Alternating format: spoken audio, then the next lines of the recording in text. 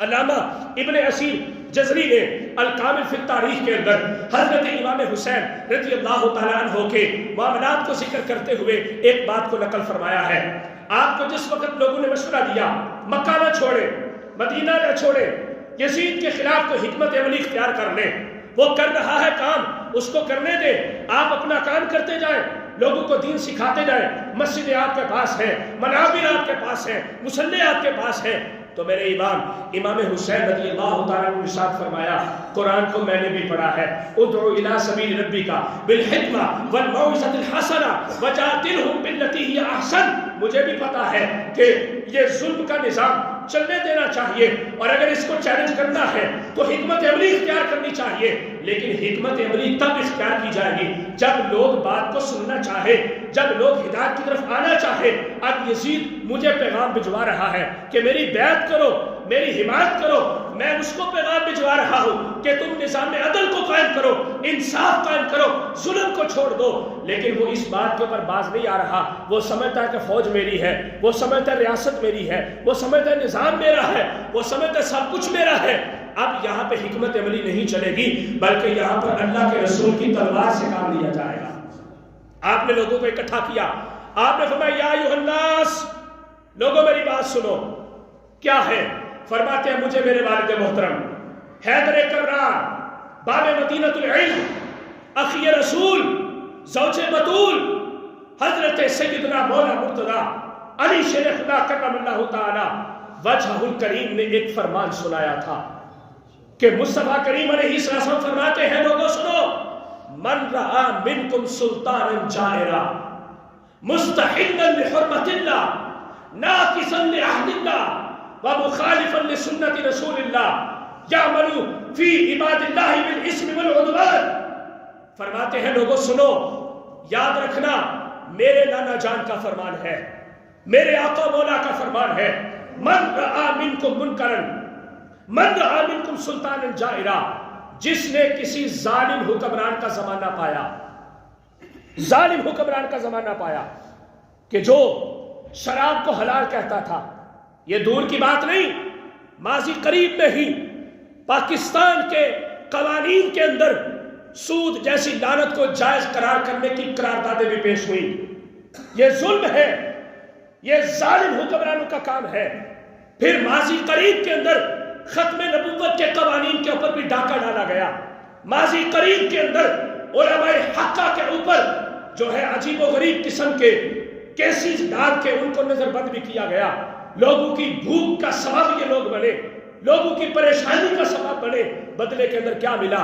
معیشت تنگ ہو گئی، لوگوں کا جینا مرنا محال ہو گیا، آسانی کے ساتھ زندگی گزارنا ان کے لیے مشکل ہو گیا.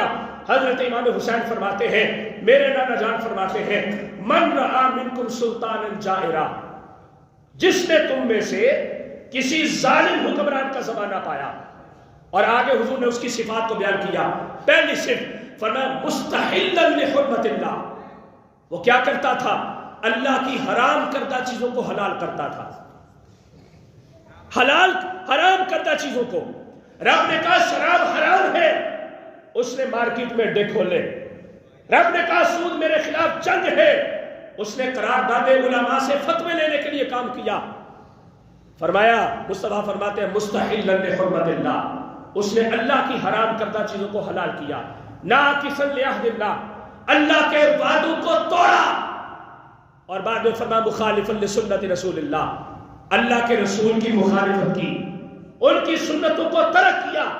یعمل فی عباد اللہ بالاسم والعدوان، وہ لوگوں کو برائی کا درس دیتا تھا.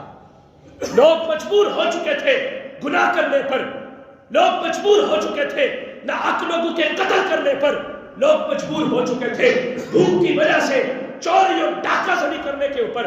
آگے حضور علیہ السلام ارشاد فرماتے ہیں فلم یغیر بعمل ولا قول، اگر اس بندے نے جس نے وہ ظالم حکمران کا زمانہ پایا تھا، فلم یغیر بفعل ولا قول، جس نے اس ظالم حکمران کے خلاف اپنے قول کو بلند نہ کیا یا اپنے فعل سے کام نہ کیا، آقا کریم علیہ السلام ارشاد فرماتے ہیں کان علی اللہ حقا ان یدخلہ مدخلہ، حضور فرماتے ہیں رب تعالی مرنے کے بعد جس جہنم کے گڑھے کے اندر اس ظالم حکمران کو پھینکے گا، رب اس ووٹر کو بھی اس کے ساتھ وہیں پہ پھینکے گا، اس ووٹر کو بھی پھینکے گا، اس مشورہ دینے والے کو بھی پھینکے گا، اس گواہی دینے والے کو بھی پھینکے گا۔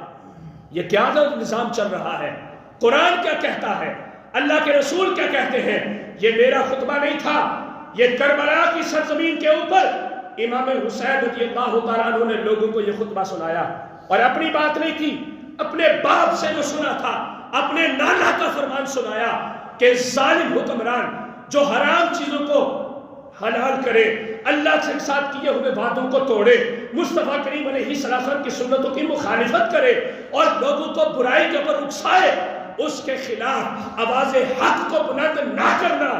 میرے مصطفیٰ فرماتے ہیں اس کا نتیجہ یہ نکلے گا کہ رب جس عذاب کے گڑھے کے اندر اس حکمران کو پھینکے گا، اس ووٹر اور سپورٹر کو اور اس کے نعرے لگانے والے کو بھی رب تعالیٰ اسی ظلم کے گڑھے کے اندر، اسی عذاب کے گڑھے کے اندر اس کے ساتھ پھینکے گا۔ یہ بالکل میں کوئی سیاسی بات نہیں کر رہا، جس سیاست کو ہم لوگ سیاست سمجھتے ہیں، میں قرآن کی سیاست پیش کر رہا ہوں، اللہ کے نبی کا فرمان سنا رہا ہوں، دلیل دینے کو تیار ہوں۔ میرا آپ لوگوں سے یہ سوال ہے کہ وہ ووٹ جو اس کی سپورٹ بن رہا ہے، وہ پرچی جس کو ہم نے صرف ایک کاغذ کا ٹکڑا سمجھا ہوا ہے، پارٹی کوئی بھی بری نہیں ہے، کوئی پارٹی بری نہیں ہے، ہر پارٹی کا لیبل بڑا اچھا ہے، ہر پارٹی کا لیبل لوگوں کی صلاح کے لیے ہے، ہر پارٹی کا لیبل لوگوں کی فلاح و بہبود کے لیے ہے، لیکن اس پارٹی کو رن کرنے والے، اس پارٹی کو چلانے والے، اس کے نام کو استعمال کرنے والے نام نہاد ظالم حکمران، وہ اس پارٹی کی جڑوں کے اندر بیٹھے ہوئے ہیں، وہ نظام کو خراب کر رہے ہیں۔ میرے دوستوں، میرے بھائیوں، میرے بزرگوں، سورہ نور کے اندر ہم نے پڑھا تھا، اللہ تعالیٰ نے ارشاد فرمایا جس سے تم نے گواہی لینی ہے وہ عادل ہونا چاہیے، وہ انصاف پسند ہونا چاہیے۔ اس نے گواہی دے دی، اب گواہی دینے کے بعد کیا ہوا؟ تم نے گواہی کو دیکھا، گواہی کو سنا، پرکھا، جانا، جانچ پڑتال کی، وہ بندہ جھوٹا نکلا، اس نے فرار کیا تھا، اس نے غلط کیا تھا۔ یہ گواہی دینے والے کی میں بات کر رہا ہوں، جس کے حق میں دی جا رہی ہے وہ باتیں بات کی ہے، لیکن جس نے گواہی دی اس نے ظلم کیا، غلط گواہی دی، جھوٹ بولا اور لوگوں کے سکون کو تباہ کرنے کی کوشش کی۔ اللہ تعالیٰ کا قرآن فرماتا ہے وَلَا تَقْتُلُوا الشَّهَادَةَ أَبَدًا وَلَا تَقْبَلُوا لَهُمْ شَهَادَةً أَبَدًا أو كما قال تعالیٰ، اب مرتے دم تک دوبارہ اس کی گواہی کبھی قبول نہیں کی جائے گی۔ یہ کیا ہے؟ پھر یہ بات سچ ہے کہ ہم جس قرآن کے عمل کرنے والے ہیں، پیروکار ہے، وہ قرآن کوئی اور ہے، لیکن جس قرآن کی باتیں کرنے والے ہیں وہ قرآن کوئی اور ہے۔ جس نبی کا ہم کلمہ پڑھتے ہیں اس کا کلمہ تو یہ سکھا رہا تھا کہ تم نے نظام خلافت اگر چلانا ہے تو صدیق اکبر کے نقش قدم پر۔ میں یہ بات کرتا ہوں، محدث بھی اس امت کے اندر ابھی بھی موجود ہیں، فقیہ بھی ہیں، عالم بھی ہیں، امام بھی ہیں، سب کچھ ہے، لیکن میرا یہ سوال ہے کہ کیا آج کا حکمران فاروق اعظم کے نقش قدم پر ہے؟